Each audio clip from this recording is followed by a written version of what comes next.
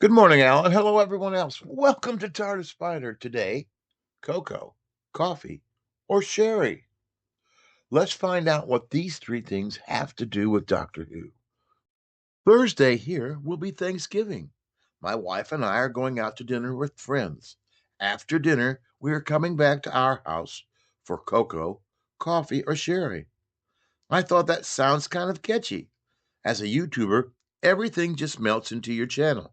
So, how can I take a catchy phrase and turn it into a Doctor Who video? How can I connect Doctor Who to cocoa, coffee, or sherry? The first three doctors all have a story that one can connect to this title: Cocoa, the Aztecs; Coffee, the Moon Base; and Sherry, to Day of the Daleks. Starting with the first doctor, the Aztecs. The TARDIS arrives in 16th century South America. The TARDIS and crew will be trapped in Aztec society when the TARDIS is sealed in an Aztec tomb. Because of a bracelet she has picked up and wearing, Barbara will be mistaken for an Aztec goddess, Yetaxa. Ian is trained as an Aztec warrior. He even defeats the warrior slash guard of the Chosen One with just his thumb. Susan will be sent to a school where her teenage stubbornness is used by Tetoxel to test Barbara. Meanwhile, as the Aztecs see him as an old man, the doctor is put to pasture in the Garden of Peace. In one of the first doctor's more charming moments, he will befriend the Lady Kameka, offering to make her a cup of cocoa. Not realizing to do so is a declaration of his love for her. The Lady Kameka will help the Doctor, with Ian's help, break into the tomb, find the TARDIS, and eventually escape, but breaking Kameka's heart.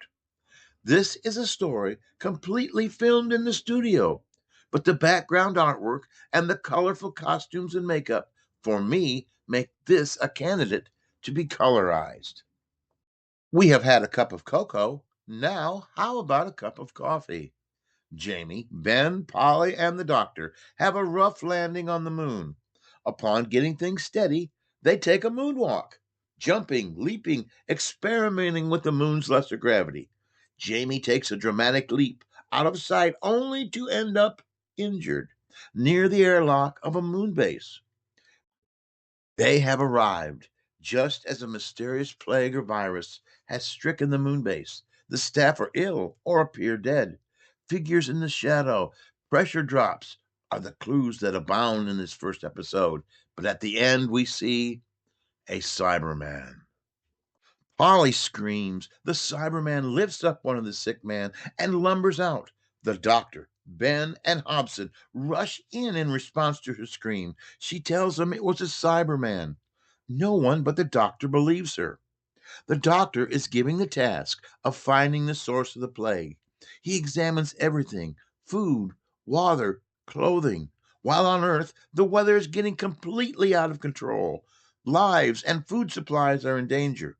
When a second man is taken, Polly sees it this time, but she is electrically shocked unconscious by the Cyberman. Hobson has no faith in our doctor's research and wants them expelled. Time for a conference and a cup of coffee.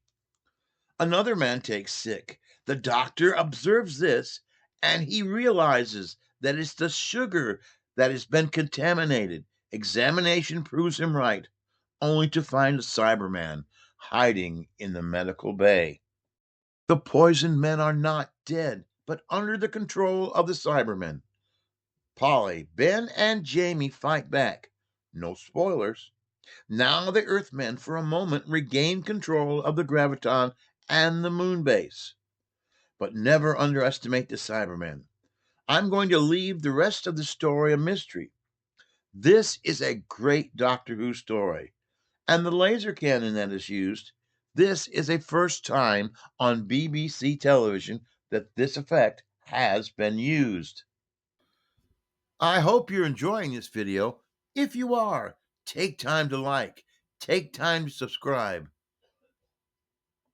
We have had cocoa. We have had coffee. Now, a glass of sherry. This time it's the third doctor, and the story is The Day of the Daleks. In the late 20th century, the Earth is on the brink of a World War III. Peace delegates are set to conference at Adderley House, and UNIT is assigned the task of security. Jumping forward 200 years, history says that on September 14th, there is an explosion and all are killed. In this future, the explosion led to the war where mankind has killed so many people that there is an opportunity for invasion from the Daleks. The Daleks are in control and using human slaves to mine the world of its minerals to fuel the Dalek Empire. Yet mankind has not totally surrendered. There are bands of guerrillas in a never ending fight against the Daleks. At this point in time, the Daleks have a primitive form of time travel between fixed points. The guerrillas have managed to steal plans from one of the Dalek devices, building their own. The guerrillas believe if they stop the peace conference, the war may be avoided and the Dalek invasion prevented. Back at Otterley House, the Doctor has joined the unit forces. It seems that Sir Reginald Styles has seen a ghost. As it turns out, Otterley House has a well stocked a wine cellar that the Doctor will investigate and enjoy.